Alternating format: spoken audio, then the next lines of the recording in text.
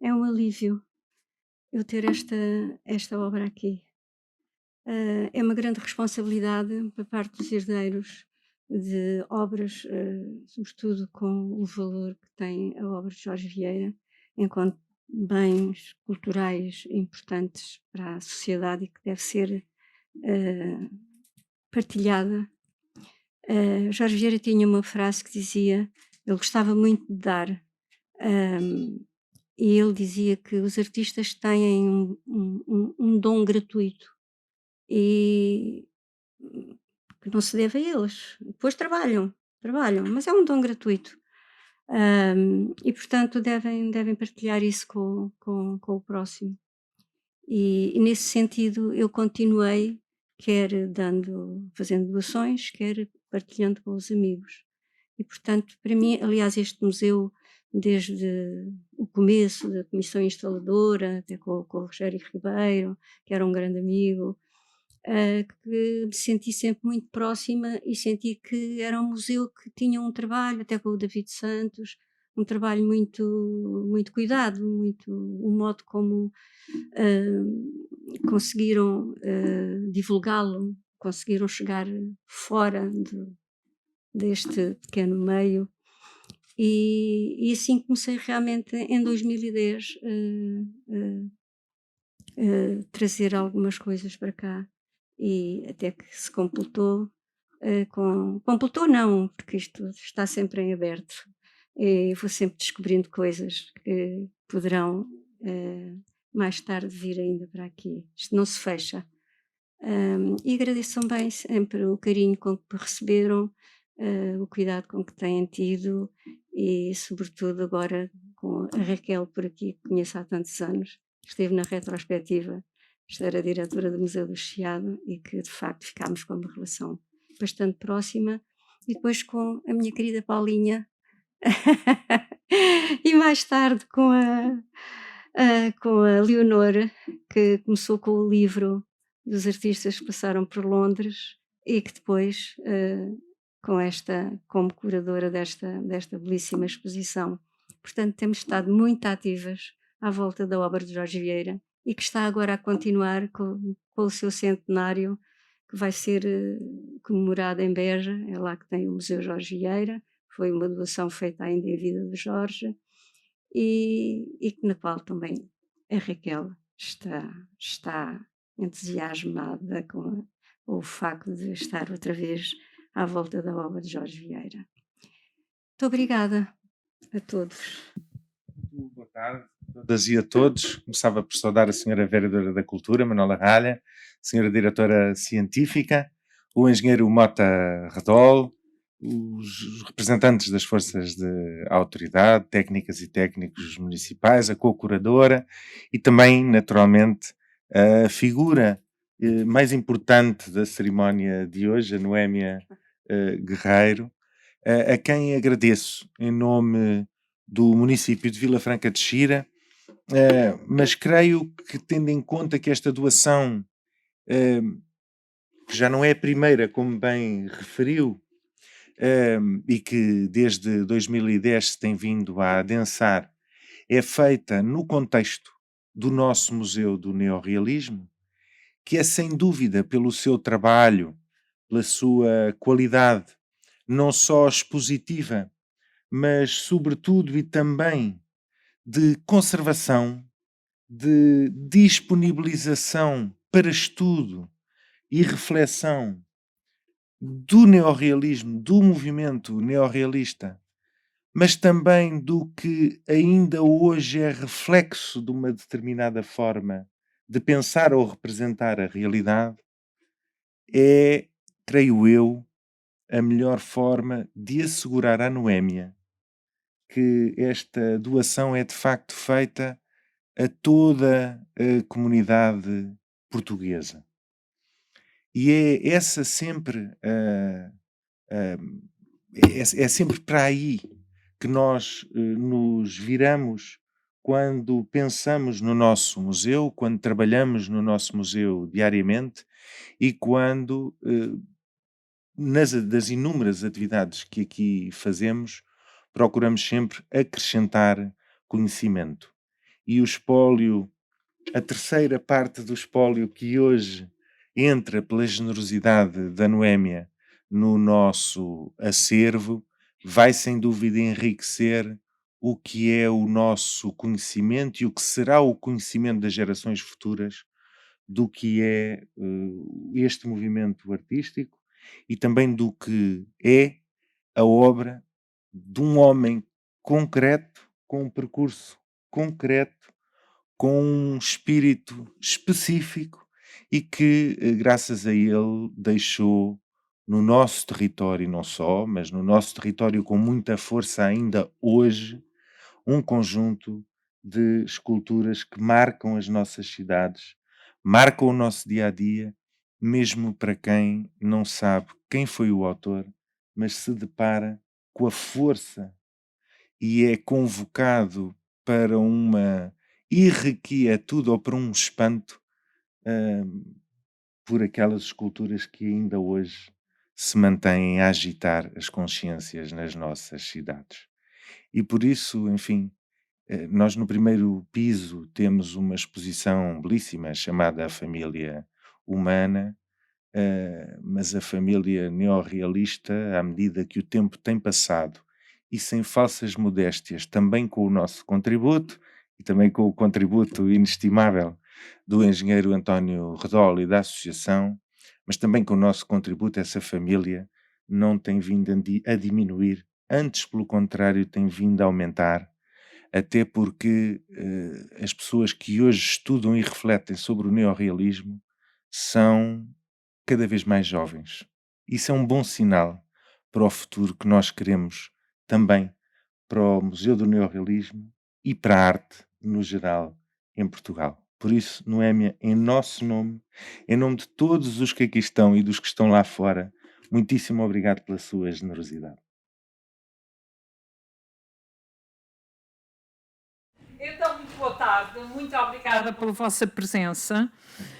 Queríamos que fossem mais, mas pronto, será para a próxima. Ficam a perder os que não estão cá. Esta é uma iniciativa que foi proposta pela curadoria da exposição, ou seja, pela minha colega Paula Loura Batista e pela Leonor Oliveira, que aqui está. E que, enfim, como é habitual nas nossas exposições do museu, o seu objetivo é ajudar a contextualizar, a andar à volta, levantar questões que a exposição trata ou não trata. E trata, na verdade. Eu já vou apresentar a Leonor, mas e depois a Joana, vamos ter duas conferências. Quanto tempo cada uma? 15? Então tu vens de cor para falar 15 minutos, não? Uma discussão, está bem. E, portanto, eu pensei que assim eu corro o risco de falar mais que tu.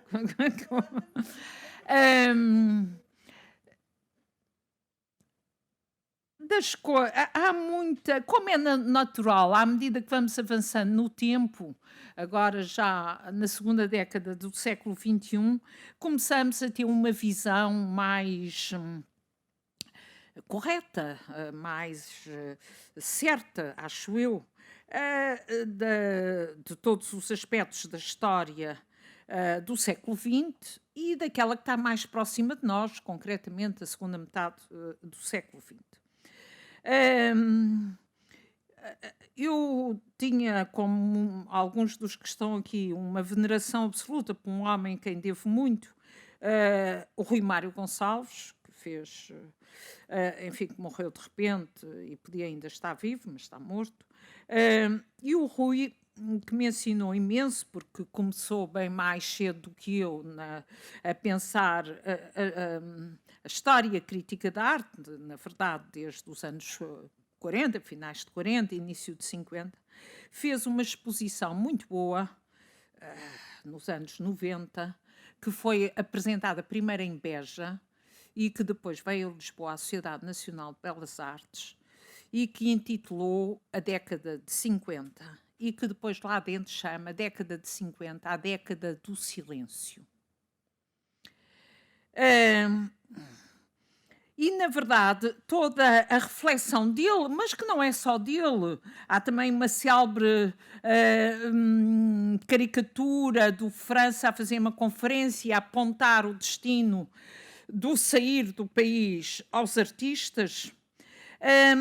Havia a noção, havia a convicção e mais, havia as consequências do mal viver de época, que ser artista em Portugal nesses anos 50 era de facto uma provação muito grande e que a falta de perspectivas e de capacidade de expectativas era muito grande. Não só por uma espécie de divórcio excessivo entre a sociedade portuguesa e a arte contemporânea, que é também um dos temas que muito me interessa. Eu acho que em mais nenhum país da Europa eu encontro uma distância tão grande entre a arte contemporânea e a sociedade, coisa que não acontece na literatura, que não acontece na música, mas acontece nas artes plásticas, nem na arquitetura. Um divórcio estranho e excessivo, mas também porque os artistas, rebeldes como naturalmente são e devem ser, no espírito da modernidade, aí muito acompanhados de todos os intelectuais e sem serem intelectuais, eram perseguidos em geral. E as escolas e o ensino era mau. Mas lá está, isso por deformação profissional, eu costumo dizer que diz também tão mal das escolas em Portugal, no passado ou no presente, que, enfim, os resultados nem sempre comprovam exatamente assim. E esta geração de 50 não é uma geração do silêncio. É uma década crucial de afirmação de uma cultura anti-regime. Claro que as décadas anteriores o tinham sido, mas tinham sido numa perspectiva utópica, nomeadamente os fundadores e os primeiros grupos neorrealistas, da ideia da revolução, da ideia de uma sociedade nova. A posição de muitos dos jovens artistas de 50 não é essa. É o direito a serem eles próprios.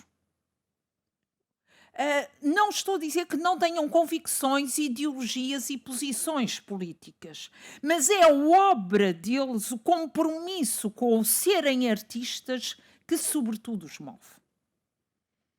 E saem, claro que têm que sair, porque é uma coisa tão simples que hoje nós temos muita dificuldade em explicar aos mais novos. É que eles não viam arte contemporânea. Não viam arte contemporânea. Não havia nada de uma peça de arte contemporânea para ver em Portugal. E o número de reproduções era escasso. Quer dizer, a arte não era visível. A arte tem que ter os bonecos, a gente tem que a poder ver, não é? E, portanto, tem que sair. E a Leonor Oliveira junta aqui duas figuras cruciais completamente distintas. Também se mostra isso.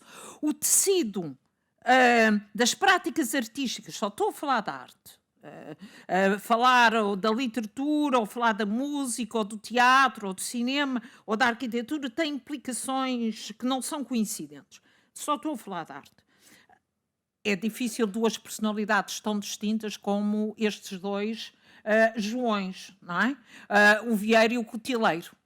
No entanto, precisamente, não é? Essa ânsia de perceberem o que é a contemporaneidade e de poderem praticar a contemporaneidade sem estarem a fazer um crime, ou seja, o direito a serem artistas modernos, era algo que, de facto, em Portugal, com um bocadinho exceção da Escola de Belas Artes do Porto, mas também com os limites que ela continha, obrigava a sair para o estrangeiro.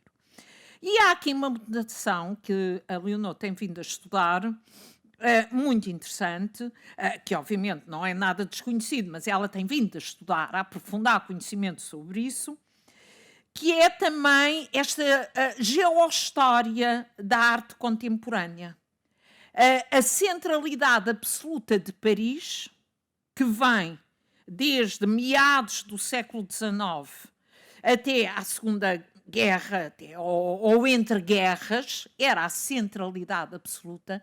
Quem queria ser artista moderno tinha que ir para Paris, viesse do Japão ou viesse dos Estados Unidos ou de Portugal ou do Brasil.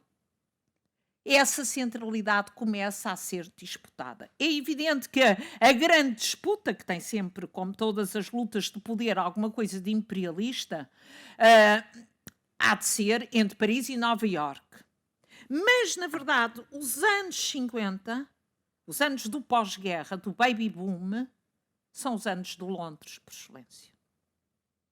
São os anos em que Londres se começa a afirmar à maneira deles, não centralizadora como Paris, sem o passado que Paris tinha, mas pela juventude, pela rebeldia, pelos meios, pela diversidade do ensino muito menos rígido, muito menos sistema de belas artes a confrontar, a diversidade de modelos de ensino artístico é em Londres muito superior a todos os outros. É o arranque da pop.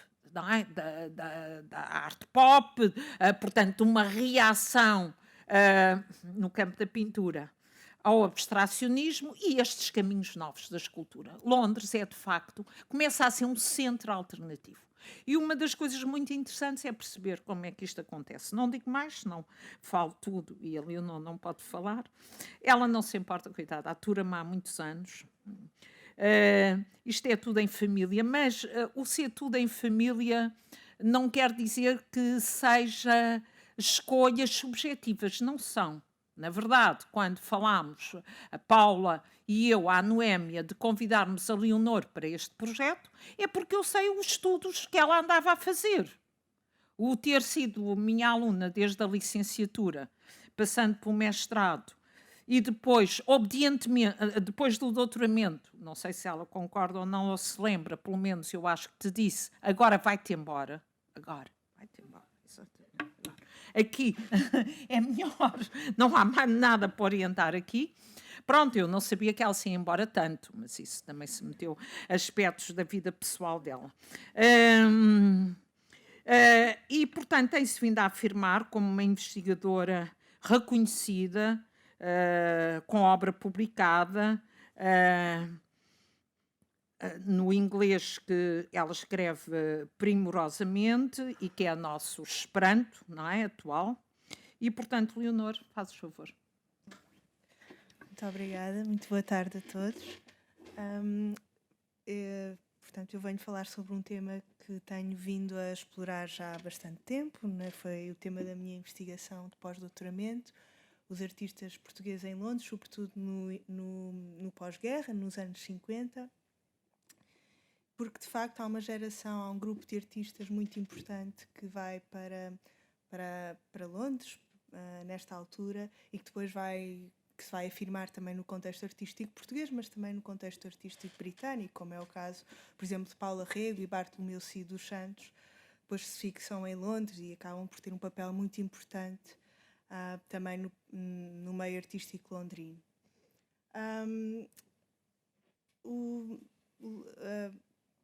Londres então surge aqui como um novo destino para os artistas portugueses no pós-guerra, e eu vou falar um pouco mais sobre isso adiante, mas gostaria primeiro de fixar-me nas viagens pela Europa de Jorge Vieira, para mostrar também que havia de facto uma circulação internacional dos artistas portugueses e havia também, através dessa trajetória na Europa, sobretudo uma recolha de referências que eram referências variadas, e que eles iam e que depois, ou seja, com as quais eles se identificavam ou a partir das quais eles depois trabalhavam e faziam as suas experiências artísticas. E no percurso do Jorge Vieira é muito importante, logo em 48, 3 anos depois do final da guerra, quando as fronteiras se abrem finalmente, há esta viagem do Jorge Vieira a Paris e a Londres. Portanto, o Jorge Vieira vai a Londres em 48, ainda antes do concurso para o Monumento ao Prisioneiro Político Desconhecido, em 52, e depois, antes também, ele depois passará um período em Londres a partir de 54. Mas o seu primeiro contacto com a capital britânica dá-se em 48, e nessa altura também visita Paris, e para ele o momento mais marcante é a visita ao Museu do Homem, onde ele contacta diretamente com a escultura africana, e ele depois, numa entrevista, refere que foi a autenticidade, as soluções de simplificação, a pureza das formas que o impressionaram mais e que depois são elementos que ele vai trabalhar.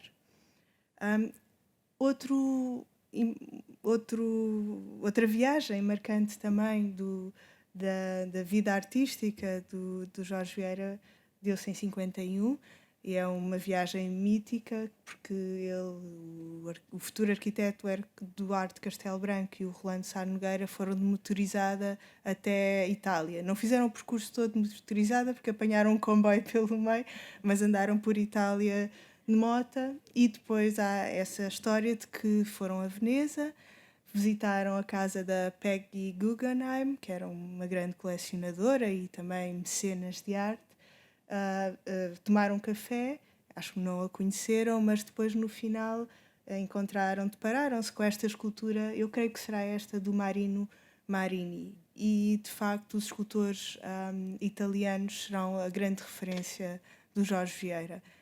E ele identifica, de facto, esses elementos que ele encontrou na escultura africana, ele também vai encontrá-los já num contexto de uma produção contemporânea nestes escultores italianos, que vão voltar às origens da escultura mediterrânica, à escultura primitiva europeia, e vão criar esta escultura que exprime essa autenticidade, não tem a ver, despojada de retórica, de ornamento, de retórica ideológica, por exemplo, e também não tem aquele conceptualismo ligado a uma pesquisa mais abstrata da escultura. Portanto, os escultores italianos serão sempre a grande referência do Jorge Vieira, mesmo quando ele estiver em Londres.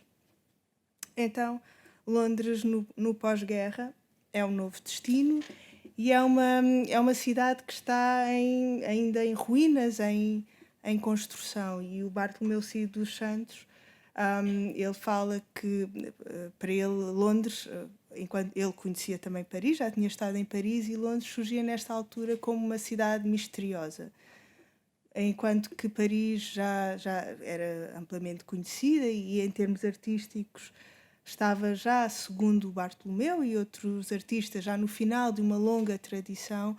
Londres estava a iniciar um novo percurso e a proporcionar novas formas de experimentação artística. E ele identificava isso com esta paisagem de ruínas que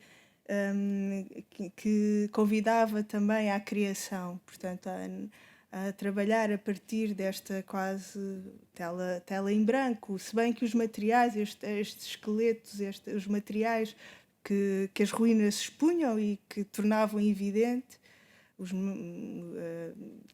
tornaram-se também elementos de experimentação escultórica. O ferro, o betão, o cimento serão materiais que os artistas também vão trabalhar. Portanto, a própria cidade também servia de referência e de ponto de partida para um trabalho mais criativo, e também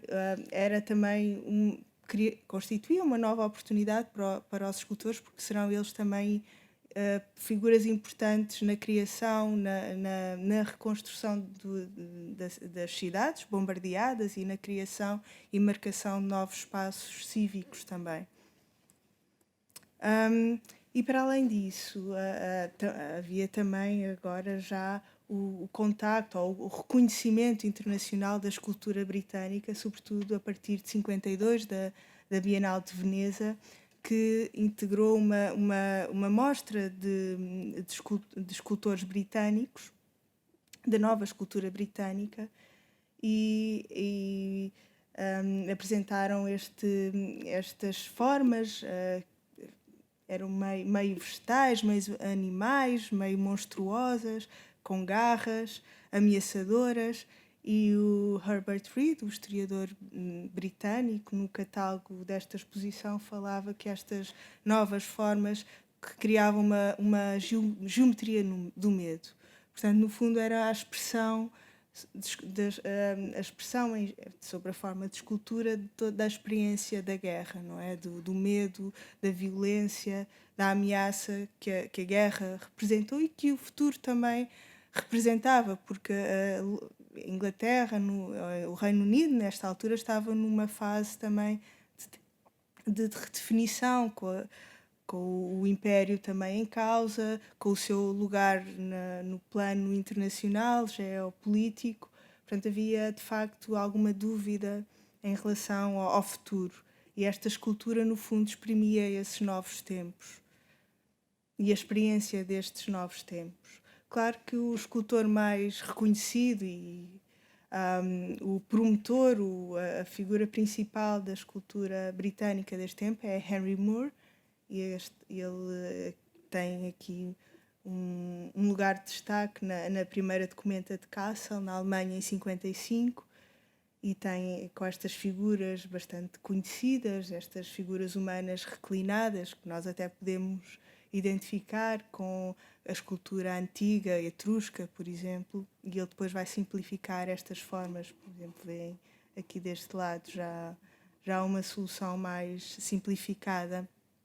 E Henry Moore era a grande figura na altura da escultura britânica, mas havia outros nomes, e Reg Butler também foi reconhecido em 52, precisamente porque ele foi o vencedor do concurso para o monumento ao prisioneiro político desconhecido, e esta obra que aqui está já é bastante diferente da maquete que ele apresentou na altura. É um trabalho sobre a figura humana, mas uma figura humana já decomposta, não é? Uma imagem já corroída do corpo humano, que no fundo também pode traduzir e identificar-se com uma certa experiência de desumanização ligada à guerra. E para além disso é também uma reinterpretação de uma figura referencial da literatura clássica britânica, a Ofélia, amante do Hamlet, que aqui surge. Portanto, há um trabalho também sobre estes ícones clássicos da literatura a partir do olhar da contemporaneidade. E o último artista britânico que eu identifico aqui é o Lynn Chadwick, e ele tem uma série de obras de escultura monumental também, e esta proposta com estes planos triangulares, um certo movimento, também faz lembrar um pouco as esculturas que o Jorge Vieira depois vai conceber, por exemplo, para o pavilhão de 58 da Exposição Universal. Portanto, há também uma certa identificação da obra do Jorge Vieira com a deste escultor britânico. Ora, Jorge Vieira, ele já tinha estado em Londres em 48 e regressa em 54, 2 anos depois do concurso para o monumento ao prisioneiro político desconhecido. E esta é a primeira página do diário que está aqui exposta na secção de cronologia. Ele vai com a mulher, e nesse diário ele recolheu todos os folhetos das exposições que visitou, e comentava também o que é que achava dos artistas cuja obra estava exposta, e depois fazia também desenhos, portanto, porque era um desenhador compulsivo, e estes desenhos também eram importantes, e veremos como eles depois serviriam depois de base para a sua experimentação escultórica. Aliás, esta figura do touro é uma imagem que ele depois vai trabalhar mais tarde, e esta figura aqui central também está na base de uma escultura que ele apresentou em Londres e que eu já irei mostrar. O Jorge Vieira, ele vai estar em Londres, vai estar na Slade School of Fine Arts, que era a escola mais prestigiada de Londres na altura, e vai se cruzar com o Reg Butler, que era professor lá, e o Henry Moore, era um professor visitante, portanto, que vinha à escola, não era professor residente, mas vinha à escola com frequência e acompanhava o trabalho dos alunos, e o próprio Jorge Vieira conta que estava a trabalhar numa cabeça e o Henry Moore aparece com um grupo de alunos e então param à frente ao Jorge Vieira, enquanto ele estava a trabalhar nesta cabeça, e o Henry Moore então faz uma lição, uma aula a partir do trabalho do Jorge Vieira e desta cabeça, que depois vai ser exposta numa exposição em Londres, na Hanover Gallery, que era uma galeria que estava ligada à nova escultura, à nova pintura, ligada mais no campo figurativo em Londres. E este trabalho mostra, de facto, esse interesse por trabalhar estas formas simples, figurativas, em buscar essas fontes mais antigas da escultura e trabalhar esta expressão mais simplificada. E eu já agora passo, esta é peço desculpa pela imagem, mas é uma página do catálogo do Museu do Chiado, porque tanto da retrospectiva, portanto, aquela cabeça como esta escultura que vem aqui e que foi também exposta na Hanover Gallery, desapareceram, foram adquiridas por colecionadores na altura. Como? Pois, fica. Sim, sim, eu podia tentar, não é? Sim, sim. Bem, é possível, sim. Sim. Bem, e depois, de facto, não sei, elas foram vendidas na altura e supostamente teriam ficado. Se bem que eu creio que, não sei se o Jorge referia que uma delas tinha ido para um colecionador americano, não sei. Esta, sim. Pronto, até estará. Pronto.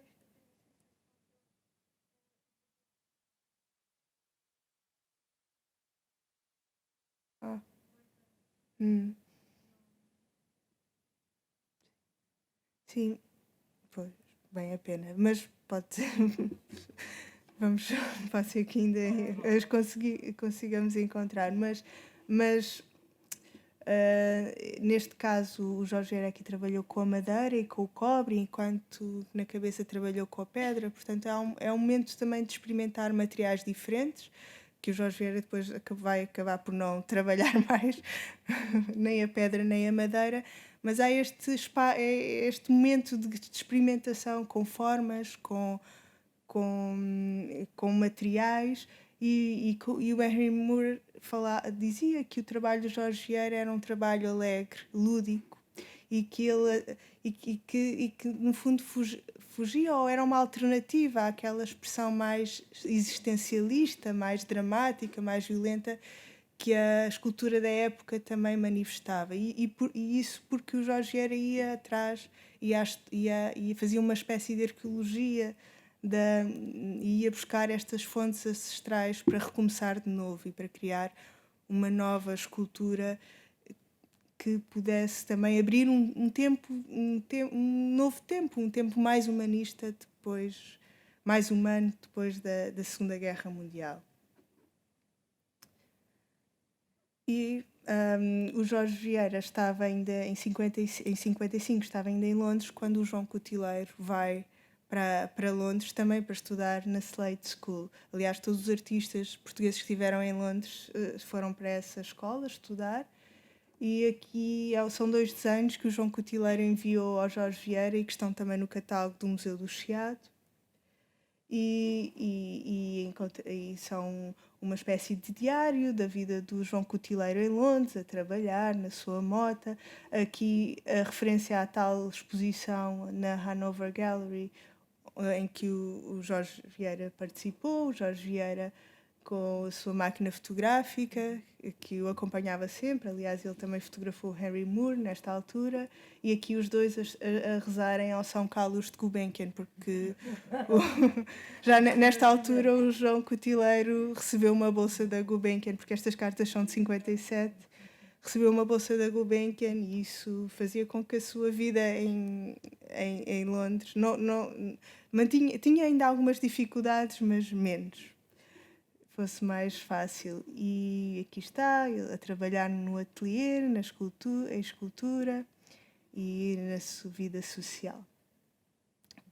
Ora, o João Cotileiro tinha estado a estudar na Escola de Belas Artes, em Lisboa, e sente que que era um ensino bastante académico e que não lhe permitia explorar novos materiais, novas formas, e portanto ele sente que em Londres tem o espírito, como ele refere, o profissionalismo que o vão ajudar a desenvolver o seu trabalho.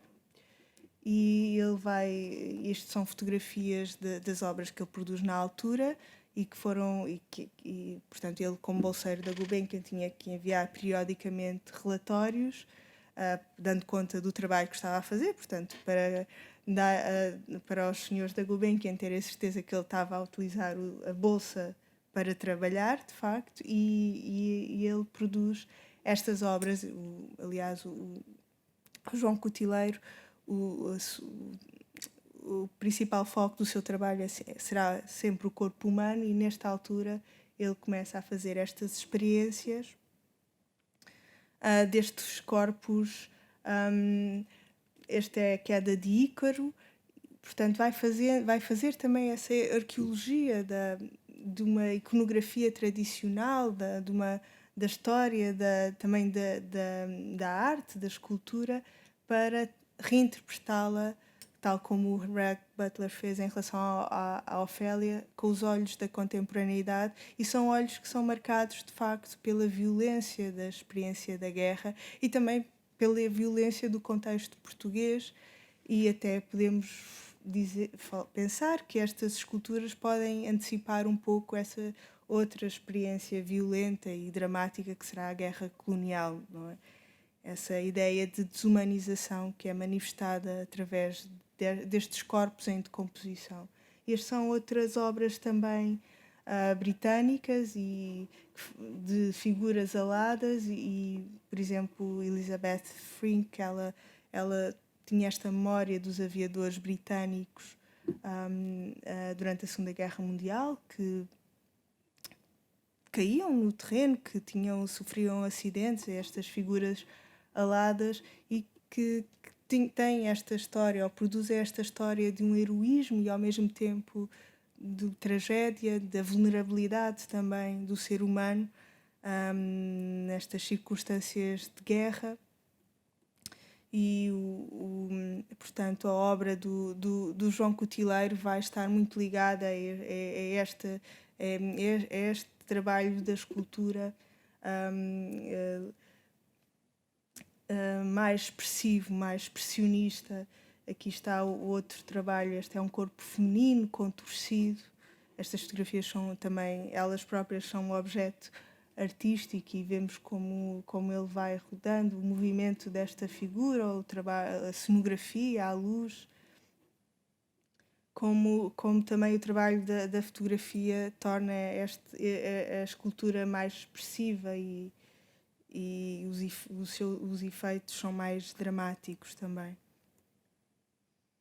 Portanto, o João Cotileiro também neste período, ele é um período também de intensa experimentação com novos materiais, e, por exemplo, este arcanjo que ele produz em 62 é feito em cimento modelado, é da coleção da Fundação Carlos de Gulbenkian, e mais uma vez aqui ele serve-se desta figura, deste ícone religioso, o arcanjo, e dá-lhe e transforma-o radicalmente, dá-lhe um género, é um género feminino, e dá-lhe um peso e uma carga também dramática que nesta altura já poderá ter a ver, de facto, com o contexto português e o contexto de guerra. E a forma como o Jorge Vieira desafia a iconografia clássica, e como também desafia, através desta subversão, os discursos também religioso, o discurso político que associava o colonialismo português a uma espécie de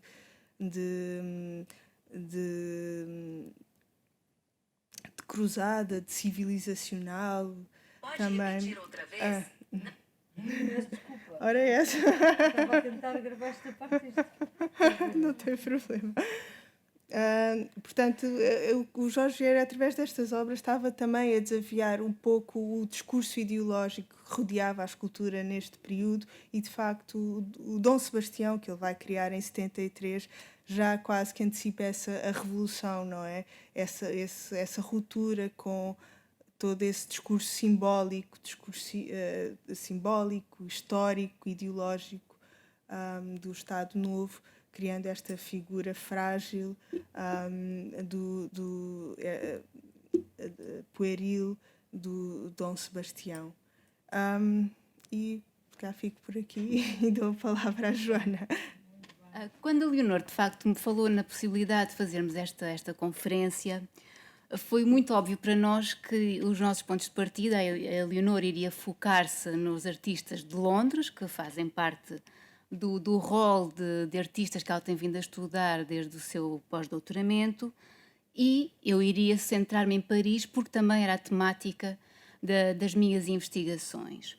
No entanto, quando comecei a fazer as pesquisas e a rever todo o material que já tinha trabalhado e que já estavam em ficheiros já muito remotos, porque entretanto comecei a fazer outras investigações, comecei a pensar que se calhar Paris não era o suficiente para eu falar, ou seja, sobretudo no domínio da escultura, ou seja, há muitos artistas que vão para Paris, mas de facto os escultores, e estou a falar de uma escultura mais clássica, pura e dura, não temos assim tantos exemplos, e depois surgiu-nos a possibilidade, e por isso é que no título ficámos com as reticências Paris-Londres, reticências, porque quando comecei a fazer, não se assustem, quando comecei a fazer o levantamento de artistas, da circulação artística nas décadas de 40, 50 e 60, de facto começamos a verificar que há uma variedade de destinos dessa circulação, seja por via migratória, sejam circulações de mais curta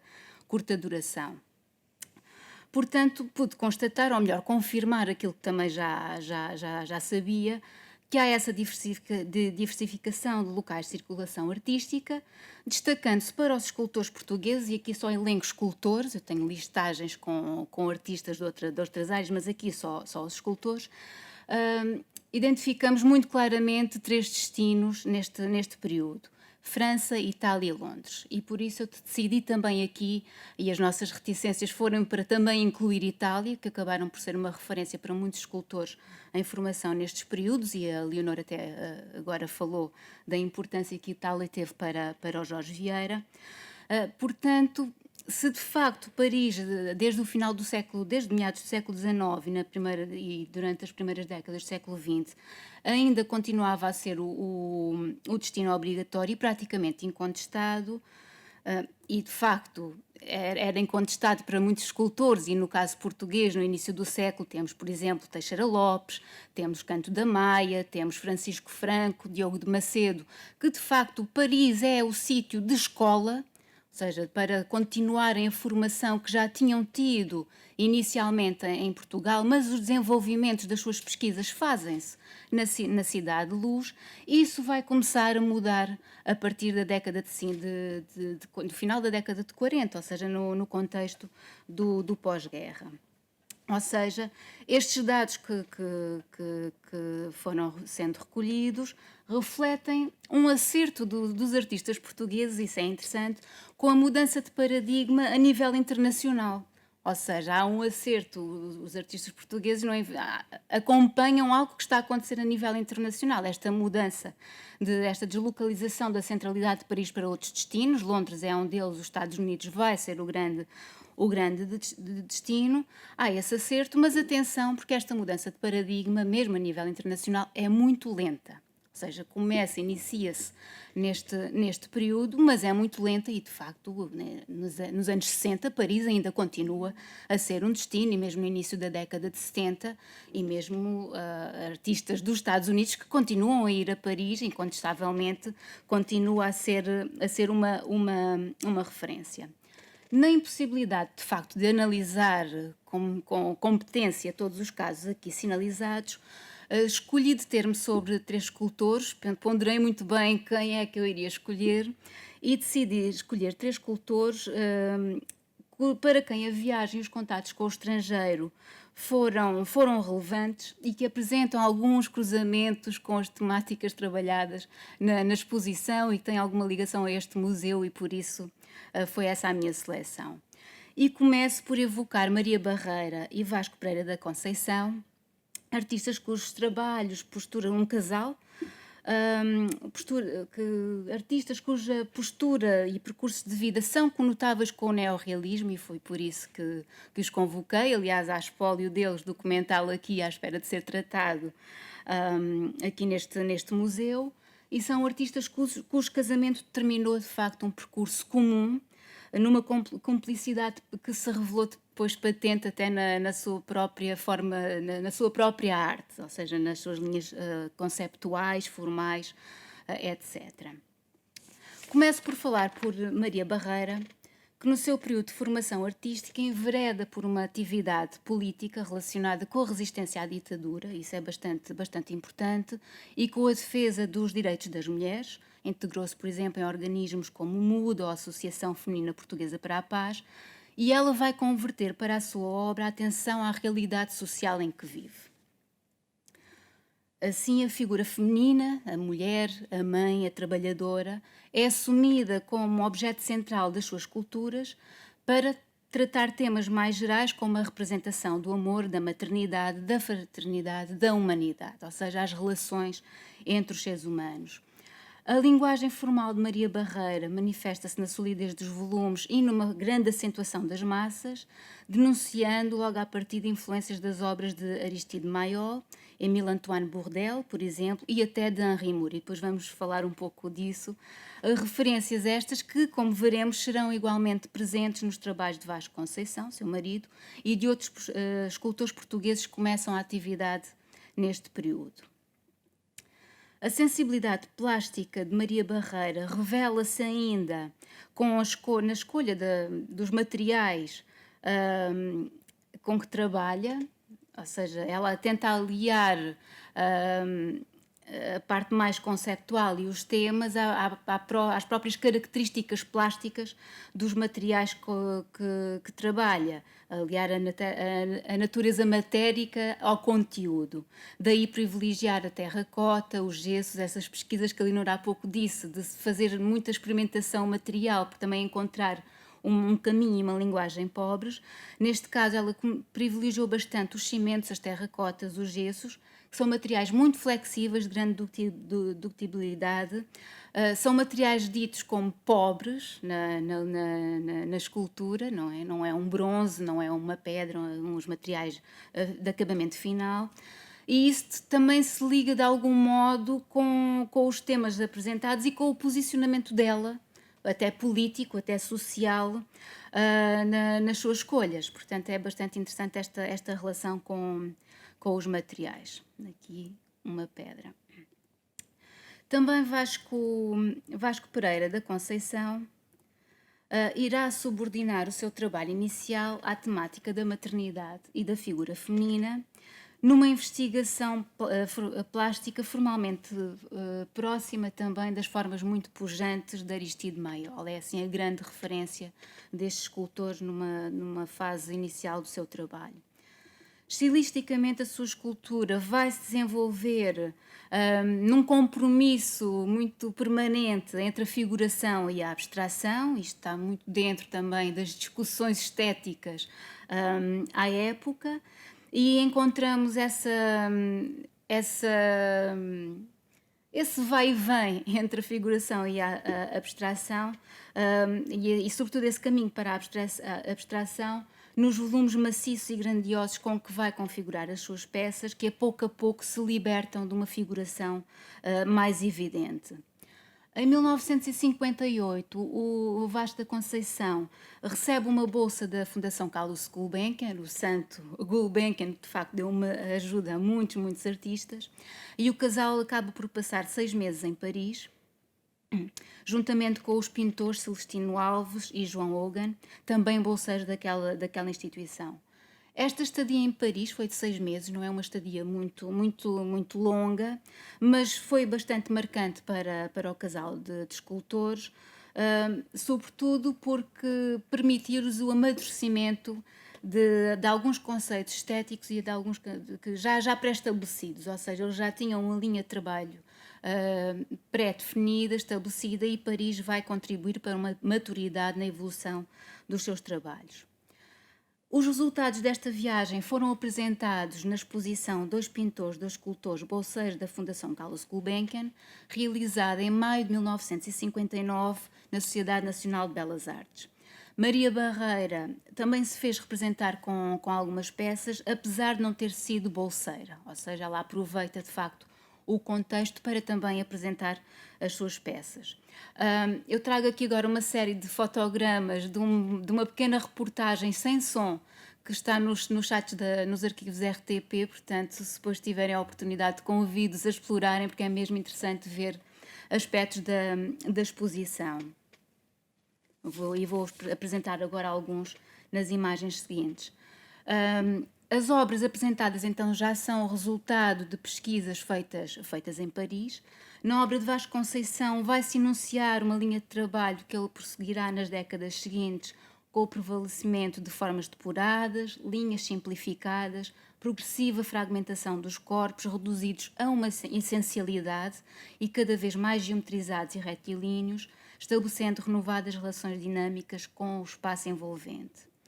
O crítico Mário de Oliveira diria a propósito das obras apresentadas pelo escultor nesta exposição, e passo a citar, que a realidade formal do motivo inspirador desaparece para ficar apenas aquela essencialidade das formas, onde a convecção externa é eliminada, aparecendo apenas essa pureza de sugestões formais. Nota-se francamente a sua evolução e o aproveitamento da sua estadia em Paris, maior simplificidade de volumes e linha mais harmoniosa, plena de ritmos bem organizados. Em relação aos trabalhos de Maria Barreira, o mesmo crítico chamaria a atenção para uma série de nus que revelam, e cito o Mário Oliveira, excelência de apuro, harmonia e lirismo, e o crítico vai ainda evidenciar também as expressivas figuras de mulheres do povo, inspiradas nas varinas da Nazaré, onde a escultora soube imprimir todo o sentido formal e psicológico de tão curiosos tipos humanos. Estava a citar ainda o Mário de Oliveira. Esta exposição, que foi apresentada inicialmente na Sociedade Nacional de Belas Artes, veio depois para Vila Franca de Xira, para o Museu Biblioteca Municipal. No mês de julho existe um pequeno catálogo com estas imagens, são as páginas da Maria Barreira e a página dedicada a Vasco Conceição. Portanto, achei interessante ver esta relação também com esta localidade. Outro escultor que eu vou realçar aqui, fico-me por estes três, é Arlindo Rocha, que viria a ser reconhecido por particular contributo no domínio da escultura abstrata, mas cuja produção também se vai situar sempre muito neste compromisso entre a figuração e a abstração. Os seus trabalhos figurativos, sobretudo numa fase inicial de produção, mais uma vez, claramente influenciados pela obra de Aristide Maillol, reconhecendo-se referências a este artista no tratamento sintético dos volumes que compõem o corpo humano. E dizia o próprio escultor, Maillol, a essência da forma ainda humana. A obra de Maillol prendeu-me pelas suas raízes humanas. E é nesta busca pela essencialidade e sintetização será aprofundada em pesquisas que vão evoluir aqui claramente no sentido de uma abstração, concretizando-se em obras em que a figura humana é o ponto de partida para um exercício mais extremado em torno de contornos e dos vazios, numa busca pela essencialidade formal. Arlindo Rocha reconhecerá nesta evolução a importância de Henri Moore e das suas pesquisas em torno da estrutura e da dissecação da forma. E aqui é bastante evidente esse paralelismo e essa influência. Ele também assume, e tenho aqui citado, mais tarde Moore, a estrutura, a forma dissecada até ao âmago. Moore tem estátuas que me lembram séculos. E é muito interessante também esta relação e esta busca por uma essencialidade e este diálogo com a história e com o passado. A matéria escultórica figurativa vai ser então colocada em dialética com a abstração das formas, sendo igualmente notáveis referências diretas em alguns trabalhos a Brancusi ou a Arquipenco, por exemplo, cujas obras Arlindo Rocha terá conhecido sobretudo através de reproduções, pois somente em 1950 visitará pela primeira vez Madrid e Paris numa viagem realizada com fundos próprios.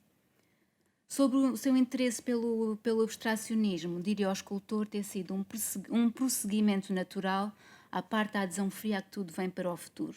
De resto, ele contém o passado, e esta ligação com o passado é muito importante, e já vamos ver como é que isso se vai desenvolver depois no seu percurso. Em 1952-53, o Arlindo Rocha vai desenhar também um projeto para um monumento ao prisioneiro político desconhecido, no contexto do famoso concurso já tão bem analisado pela Leonor de Oliveira no artigo do catálogo, e que nós podemos ver aqui na exposição. Eu peço desculpa pela imagem, mas é a única reprodução que conheço deste projeto. Podemos ver que a peça estruturar-se-ia a partir de uma base sólida, da qual emergem 3 braços que convergem para um ponto central, como uma espécie de uma mão que se fecha, ou como uma copa de uma árvore sem folhas, pelo menos é aquilo que me parece logo à primeira vista. Contudo, apesar deste fechamento, que também lembra uma gaiola ou uma cela, o núcleo vazado vai conferir alguma sensação de abertura, ou pelo menos um ar de esperança, diria assim, que ainda assim é reprimida pelos elementos que impedem uma libertação total da forma, talvez uma metáfora desse impedir de permitir a fuga à repressão, ou seja, uma metáfora muito grande do tema geral aqui tratado. Em termos escultóricos, salienta-se o tratamento do espaço como elemento integrante da própria escultura, ou seja, o espaço faz parte da obra, e o cuidado com a articulação rítmica de formas e dos contornos, o equilíbrio do volume das massas, o cuidado com a unidade e com a escala.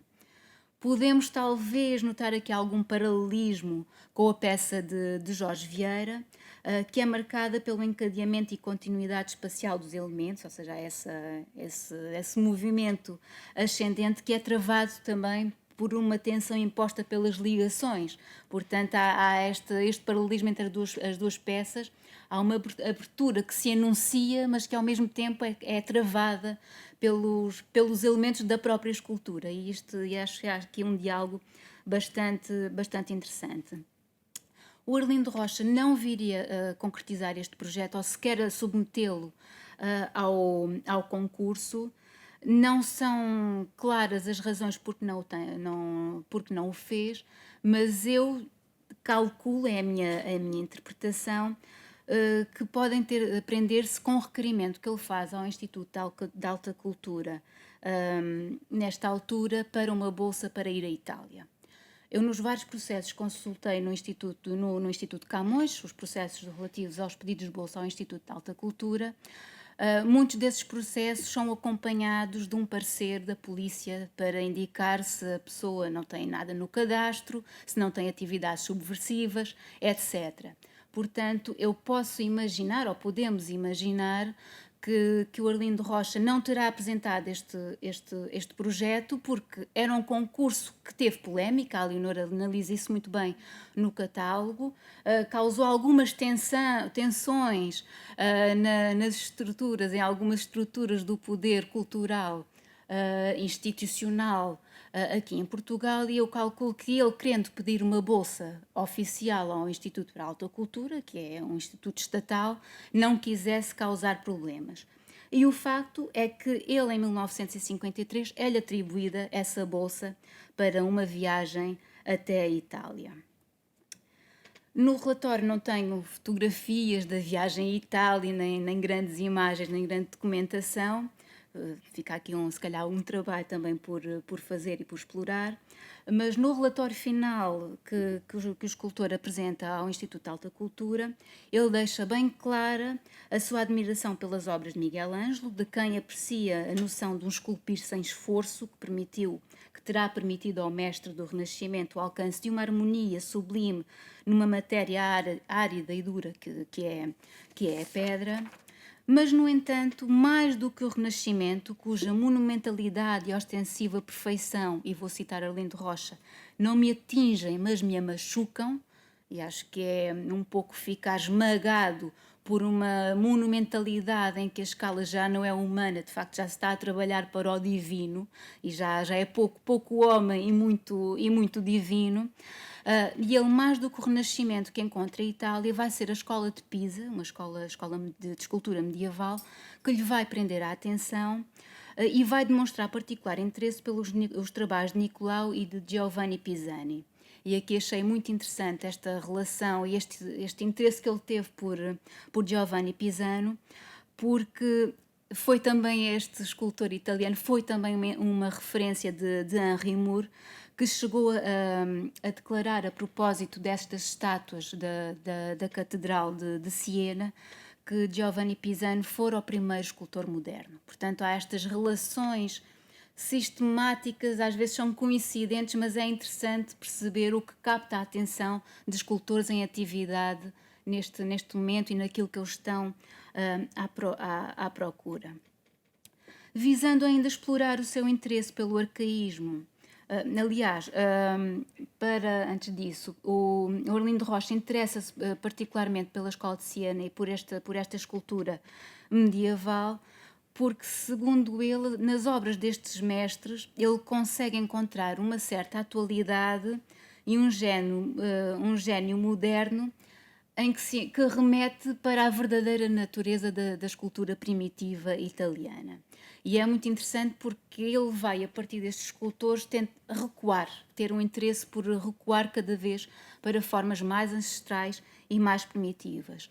E visando explorar essa questão, e por isso é que eu o trouxe, porque há também aqui algum paralelismo com os interesses que foram do próprio Jorge Vieira, que é aqui quem dá o mote para este encontro.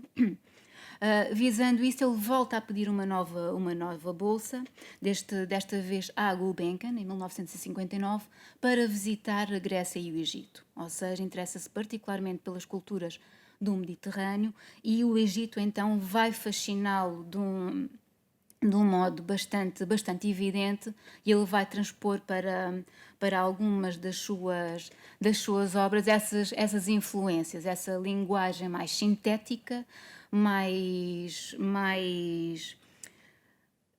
muito subtil, mas mais direta na comunicação com o público, que ele vai considerar de grande modernidade, ou seja, ele vai entender muito mais modernas, por exemplo, as formas do Egito ou de outras culturas primitivas mediterrânicas, do que, por exemplo, terá encontrado nas referências do Renascimento ou até mesmo depois nas referências medievais. Ou seja, há um permanente recuo e ele vai transferir isso para algumas das suas peças. Eu não me vou alongar muito mais, vamos abrir aqui o debate, no entanto, deixo aqui algumas conclusões. No final dos anos 50 e ao longo do decénio seguinte, os escultores, em contraponto com a tradição da estatuária oficial dominante, que tinha sido dominante na década de 30 e ainda na década de 40, vão retomar mais sistematicamente pesquisas tridimensionais autónomas, a escultura pela escultura, renovando a exploração das matérias, das formas, de narrativas conceptuais e simbólicas que a arte escultórica pode gerar, já fora de discursos subordinados a encomendas oficiais embora a encomenda continue a ser uma via de trabalho válida para todos estes artistas, que têm que trabalhar, têm que comer, portanto, há um espaço de trabalho e eles aproveitam, com o intuito de maior desenvolvimento pessoal e estético, nesta escultura mais autónoma, mais das suas investigações mais pessoais, estes artistas vão ter, de facto, necessidade de procurar lá fora outros conhecimentos e modelos visuais e teóricos. Neste contexto, verificamos então estes principais destinos, Londres, Itália, Paris, etc. Itália muito importante, e Itália também seria aqui um tema interessante a desenvolver, porque são muitos os escultores que vão à Itália, não só para descobrir os mestres do passado, mas de facto porque há uma renovação da escultura contemporânea italiana.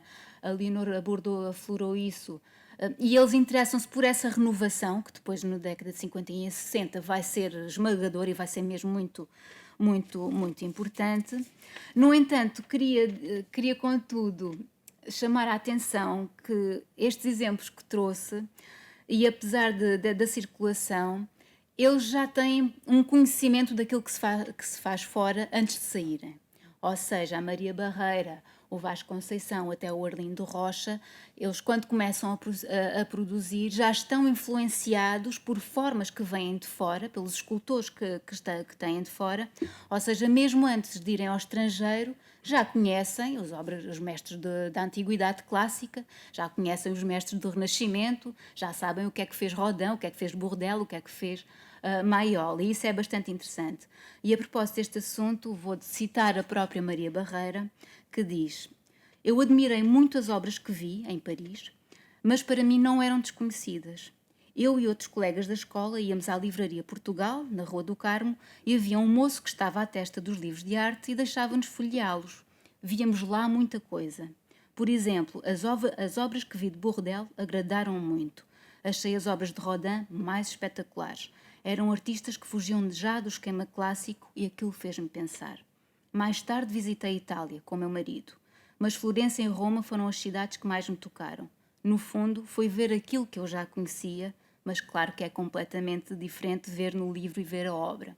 Ou seja, as referências já existem, claro que a experiência da viagem confere algo que o livro, o papel não nos dá. Nós hoje temos isso com a internet, temos tudo no computador, mas não temos nada de facto enquanto não experienciamos ao vivo.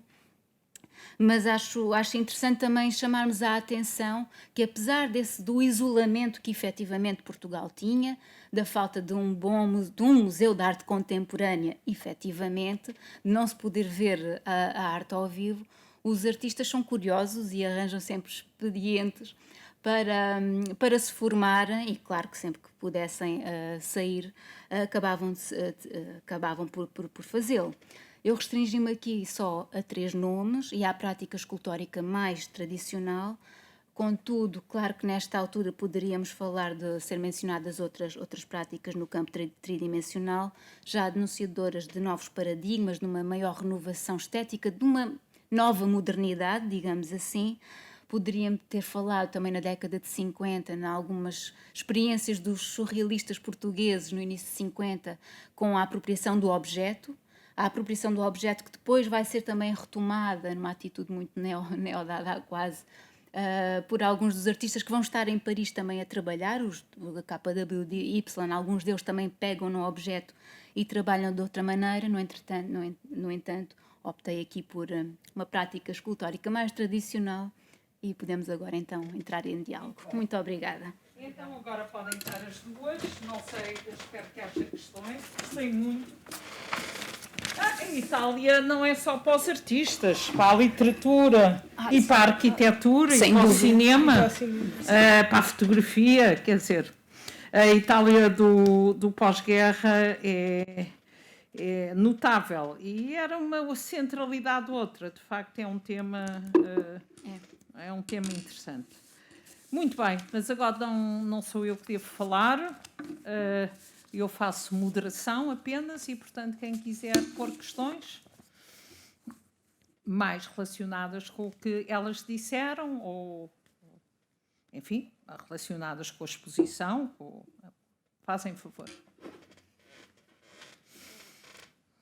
Então fala, Paula.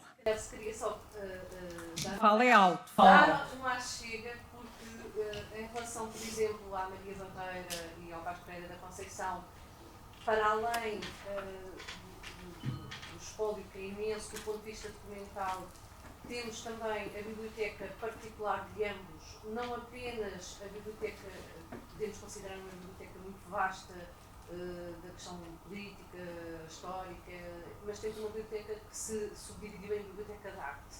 E, de facto, é aquilo que a Joana acabou de falar, das influências, do que já era conhecido, é possível mapear e perceber um bocadinho disso, olhando para a biblioteca de arte deles os dois, que tendo sido constituída ao longo da vida, algumas das coisas são posteriores a uma situação mais estável do ponto de vista também económico e do trabalho que faziam desenvolvendo na década de 50, sempre, também continuaram sempre a fazer encomendas porque tinham que sobreviver, e isso, e isso está também documentado no âmbito do espólio que veio a ser incorporado no acervo do Museu do Neorrealismo por testamento da Maria Barreira, portanto, e ficou claro que teria sempre relacionado ambos os nomes.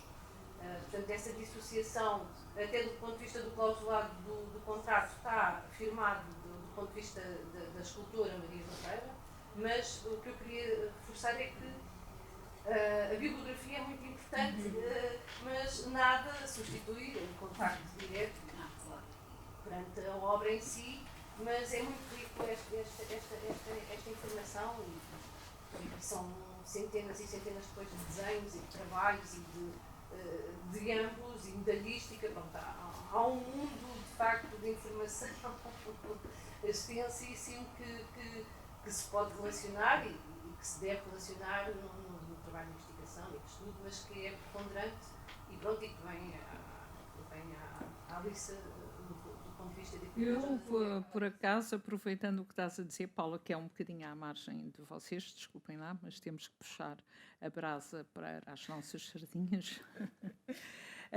E uma vez está aqui, graças sempre à generosidade e ao interesse da Associação Promotora do Museu do Neorrealismo, só há uma forma da gente ir resolvendo isto, é porque não é que a equipe do museu não seja excelente, a equipe é excelente e trabalha muito, mas tem a dimensão que tem, e há museus que têm menos. Mas, por exemplo, este espólio da Maria Barreira e do Vasco Pereira da Conceição, que eu usei como, pensando eu lá, que vinha para aqui, será, Paula, quando é que... Em 2014, para escrever um artigo para aquele volume das mulheres escultoras, resolvi trabalhar a Maria Barreira e obriguei-vos a deixarem mexer num espólio que não estava tratado, mas isso é a generosidade do museu. Era muito importante haver uma espécie de mecenato, também, Sr. Véria, que permitisse abrir bolsas de investigação. Por exemplo, o espólio, de facto, que entrou com o testamento da Maria Barreira é tão vasto que a Paula não tem tempo. Pronto, não vale a pena, não tem tempo, há outras coisas. E se nós conseguíssemos abrir uma bolsa de investigação, nem que fosse 6 meses, bastaria 6 meses, o espólio ficava tratado e depois já era mais fácil, de facto, cumprirmos a obrigação. Porque o espólio é muito vasto, quer dizer, e valorizar também aquele espólio também não é fácil. Eu acho que nem tudo tem que ser feito, quer dizer, um museu também é um interlocutor, pode-se dizer, mas isso é a obrigação das universidades. Pois está bem que é. Mas dos museus também, os museus também são lugares de produção de investigação. E até talvez pudesse fazer em conjunto. Fica a ideia. Muito bem. E então, mais sobre a escultura. Achei muito interessante tu trazeres a Maria Barreira e o Vasco Pereira da Conceição, que dizem, portanto, fizeste-o simpaticamente aqui por ligação ao neorrealismo que eles têm desde sempre e também por esta herança. Mas, na verdade, quer dizer, há aqui linhas, agora, enfim, para criarmos o debate e sem menosprezo nenhum, há aqui linhas de trabalho completamente diferentes, não é? Elas, a Maria Barreira e o Vasco Pereira da Conceição, fizeram algumas incursões, o Vasco sobretudo, no abstracionismo, mas ficaram muito nesses mestres fundadores do modernismo do final do século XIX, portanto o Mayol, o Rodin, são referências para eles, não é? Enquanto o caso dos Joões, com as diferenças todas que os caracterizam, o João Cotileiro e o João e o Jorge, desculpem, o João Cotileiro e o Jorge Vieira, nos anos 50, têm um impulso de inovação e de corte muito marcado. E o Arlindo Rocha é o fenómeno Porto. O Porto é uma nação, como toda a gente. Eu não sou portuense, mas os portuenses qualquer dia dão-me uma medalha de portuense por adoção. Porque eu tenho uma grande simpatia, não para o Futebol Clube do Porto, é indiferente, não, todo o futebol me é completamente indiferente. Desculpem, mas pronto, a gente não pode ser boa em tudo, nem suficiente, mas porque é uma nação, é muito interessante ver num país tão pequeno como é Portugal, haver uma cultura que se diferencia tanto, que é a cultura portuense. Não é? E, na verdade, enquanto nos anos do pós-guerra, em Lisboa, há um confronto que é muito político e ideológico, e em que o Pomar é uma figura fundamental, só estou a situar nas artes plásticas, e com aquelas guerras entre o surrealismo e o neorrealismo, o Porto, dessa mesma geração, para onde o Pomar vai, a abstração torna-se um caminho de saída muito grande, não é? Nós normalmente ligamos o Arlindo Rocha, não é? Essas primeiras manifestações da arte abstrata. Põe na outra vez, conseguem pôr esse Arlindo Rocha, não conhecia esta peça. Não, a última. Qual? A última não é do Arlindo Rocha. Aquela com... sim, esta. Epá, não conheço esta peça, não sei as dimensões. Estão a ver? É verdade que a Maria Barreira diz bem, já os livros vão circulando, apesar de tudo.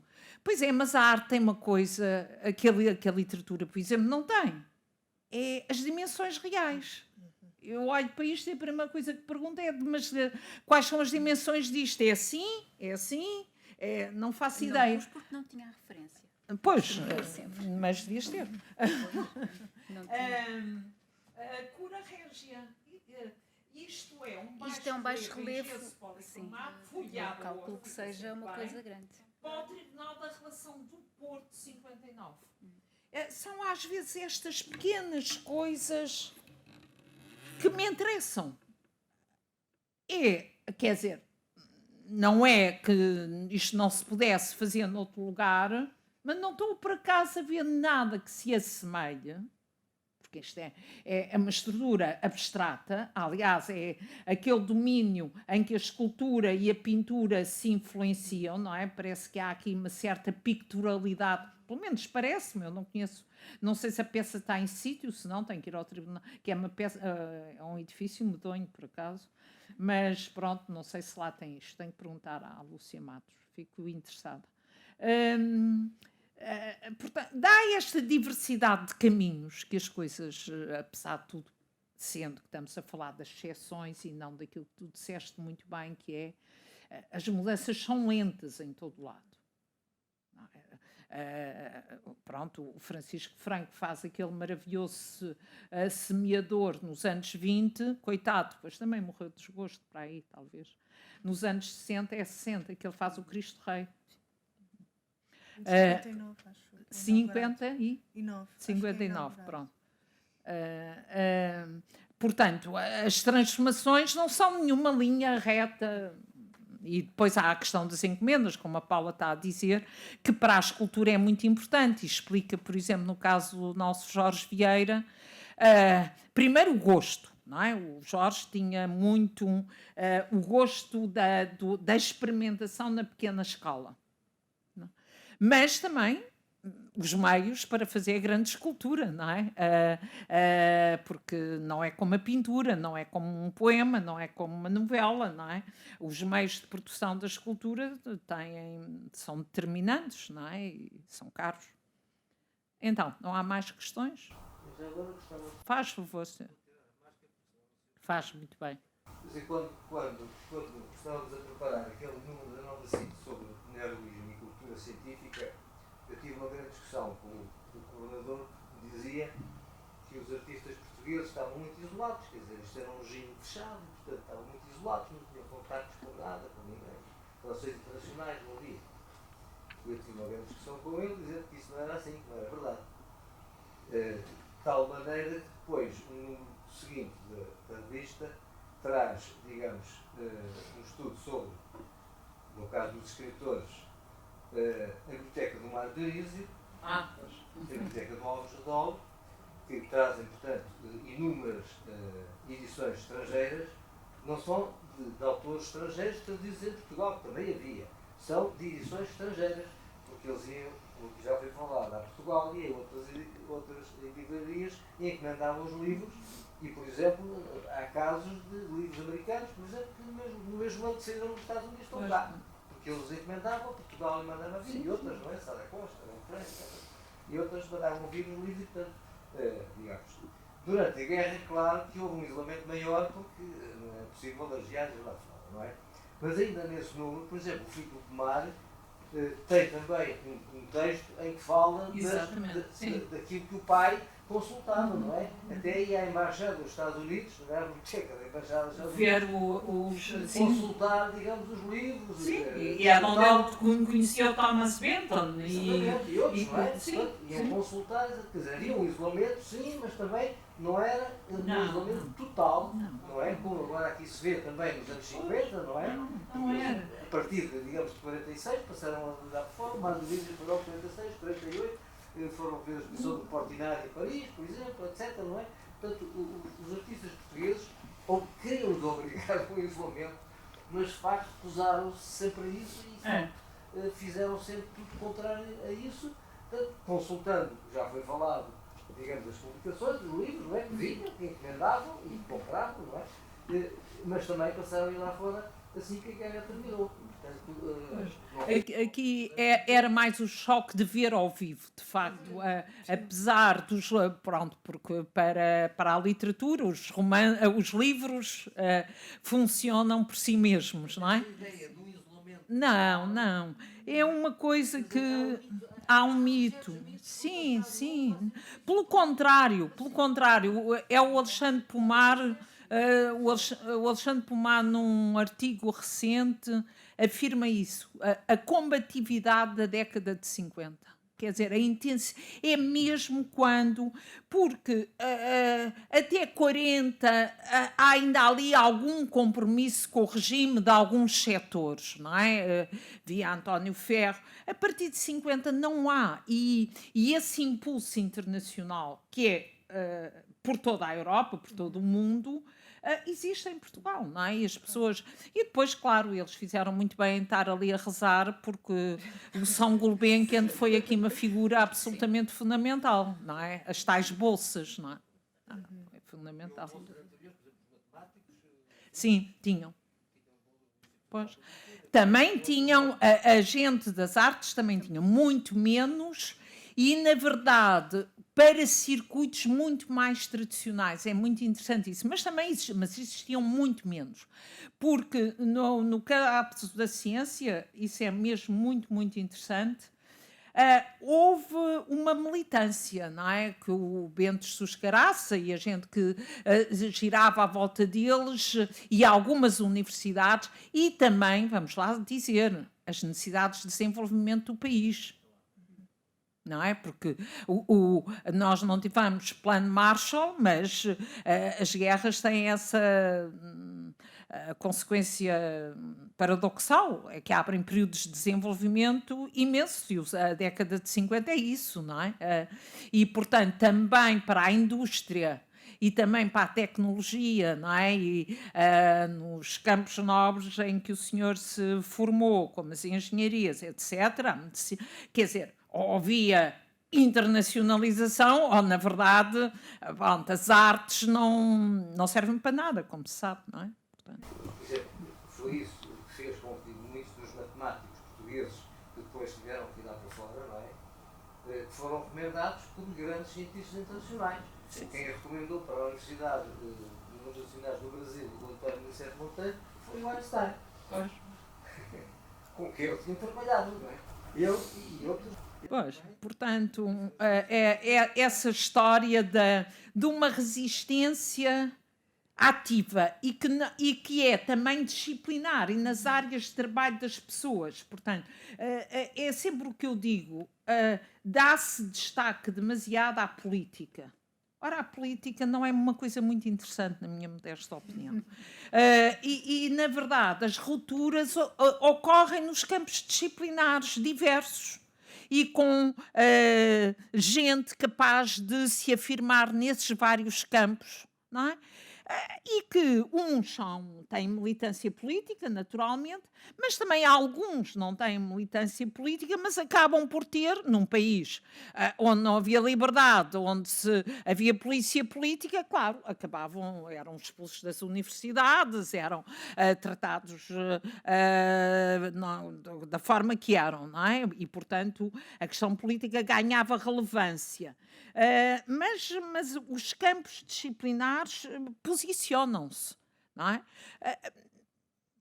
Eu não sei, não gosto, mas acho interessante, não é nada de rigoroso, mas eu acho que as ciências sociais e humanas não têm que ser rigorosas, não é? Há sempre a ideia de imaginar que se podia ter acontecido de outra forma. No entanto, por exemplo, a literatura tem uma pujança sempre diferente. É aquela coisa, devemos ser um país de poetas, vagamente. Tem outra pujança na literatura, a pujança, a atualidade, os confrontos são a plena atualidade. Nas artes, hoje, na verdade, desde 1960, que isso se atenua, mas até aí era um bocado verdade. E não têm perguntas a fazer, a pôr uma à outra, é o melhor. Pode, faz favor. Disse referiu um detalhe que é importante para o grande público. Aqui estão especialistas, eu pertenço ao grande público. Ainda bem, senão, olha, está a ver, o grande público é o mesmo que a gente não tem aqui. O grande público, e apesar de desta representante que está aqui procurar informação e ser uma pessoa interessada, não tem facilmente a compreensão da linguagem da arte, na medida em que ela se foi tornando cada vez mais específica, mais abstrata, até com a própria literatura. A compreensão está a se tornar-se difícil porque há novos caminhos de expressão. A partir do novo romã e assim, e, por exemplo, do Saramago diz: ele não põe pontos finais, aquelas frases. Nem pontos finais, nem meio. Não põe pontos. Portanto, é um exemplo, não é só ele. É um exemplo de como a linguagem artística se vai elaborada, não é do Facebook. É a linguagem artística elaborada propriamente dita, vai-se afastando da compreensão comum. À medida também, isso também, por um lado afasta-se, por outro lado, a educação oficial, o ensino, não ajuda os estudantes a terem o estímulo da linguagem moderna, atual, contemporânea. Continua-se...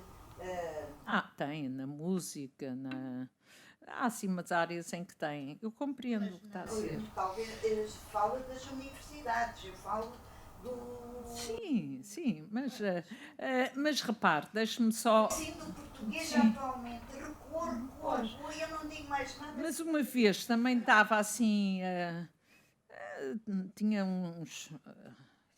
uma conversa com sobrinhos e uma sobrinha minha, qualquer coisa elementar de arte, qualquer que eu estava, ou uma expressão que eu ia fazer, ou que estava a participar, eu voltei para ela: ouve lá, tu não conheces isto, é incrível, devias conhecer. E ela, que é química, disse-me: oh tia, explique-me lá como é que são os circuitos, não sei de quê. Isso é uma coisa base na química que toda a gente usa todos os dias. Toda a razão. Os saberes disciplinares, o que é que eu sei, o que é que o grande público sabe de química, de física ou de matemática, são coisas também muito importantes. Quer dizer, há a falsa ideia, Ao passo que a arte é verdade. Poderá ser verdade, talvez. Eles contestam, os cientistas contestam isso. Mas os saberes disciplinares aprendem-se.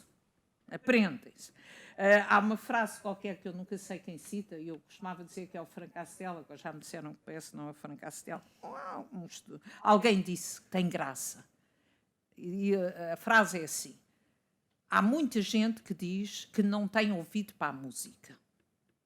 Nunca ouvi ninguém dizer que não tem olho para a pintura. Pronto, ou seja, agora, ter olho ou ter ouvido é, portanto, uma certa ideia de inato. Ora, nós sabemos que se ensina e que se aprende. E que os campos disciplinares têm as suas particularidades e que se tem que entrar um bocadinho deles. E há essa ideia, que é a ideia do grande público, que a arte, como é feita até ao meio do século XX, é mimética, é fácil, a gente compreende. Compreendemos e não compreendemos. A Ana Karenina do Tolstói continua a ter linhas de interpretação. Só lembrei-me agora da Ana Karenina.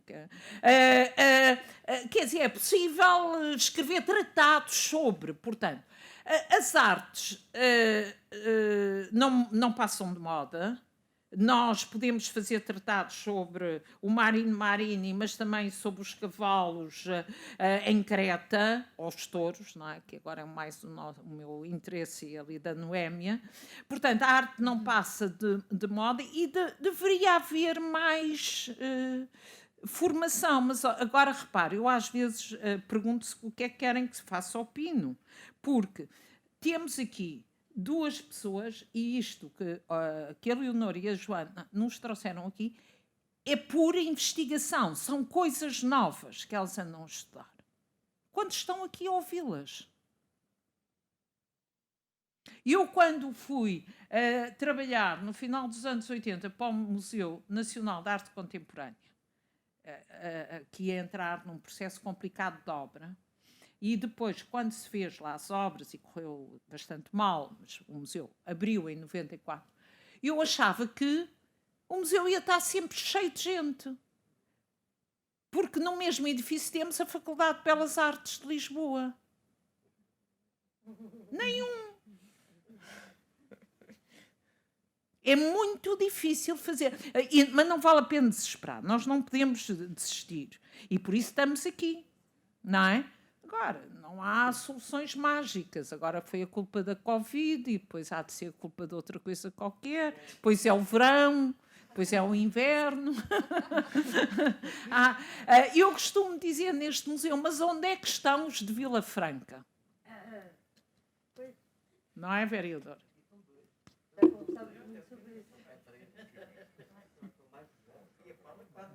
Não, cuidado que há uns que são da Yandra.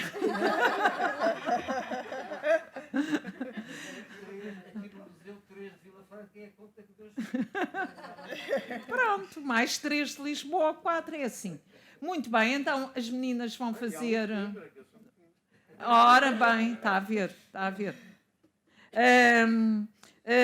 Se não há mais questões, vão fazer a visita guiada. Sim. E muito obrigada. E muitos parabéns. Obrigada. Obrigado pela vossa colaboração.